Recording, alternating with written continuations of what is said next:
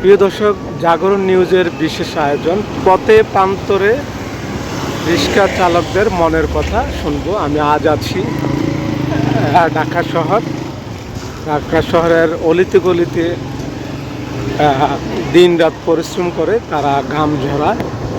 আমরা ময়মনসিংহ এলাকার একজন রিক্সা চালক ঢাকাতে, ওনাকে আমি নিয়ে এনেছি ওনার জীবনের গল্প শোনার জন্য। দর্শক, কে কোথায় থেকে আমাদের এই রিক্সা চালক ময়মনসিংহ এলাকার ঢাকাতে দীর্ঘদিন তার জীবিকা অর্জন করেন, তার গল্পটি শুনে যদি আপনাদের ভালো লেগে থাকে অবশ্যই আপনারা লাইক কমেন্ট শেয়ার করে থাকবেন জাগরণ নিউজ বিডির সাথে। এখন আমরা কথা বলবো ঢাকা শহর যিনি রিক্সা চালক। আপনি তো দীর্ঘদিন রিক্সা চালাইতেছেন, কি জন্য?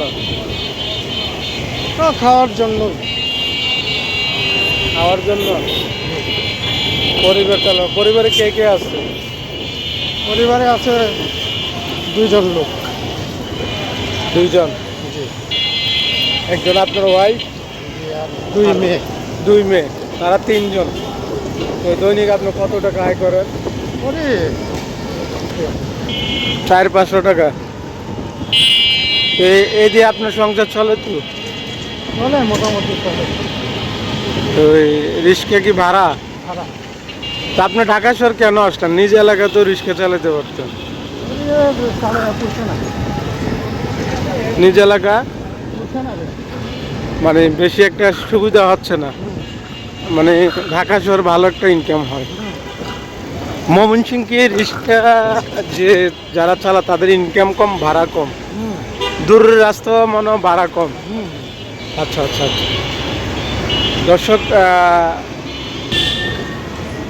আচ্ছা, এই রিক্সা চালক ইমাম হোসেন, তার বাড়ি হচ্ছে ময়মনসিংহ এলাকার কিশোরগঞ্জ এলাকায়।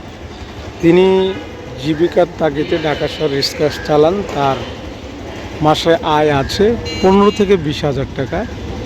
তার খরচ বরচ যে থাকে মাত্র সামান্য কিছু টাকা, তিনি তবু আলহামদুলিল্লাহ বলেছেন। দর্শককে কোথায় থেকে আমাদের এই ইমাম হোসেনের গল্প এবং কি তার কথা শুনেছেন অবশ্যই জানাবেন। আপনার এলাকার মেহনতি মানুষের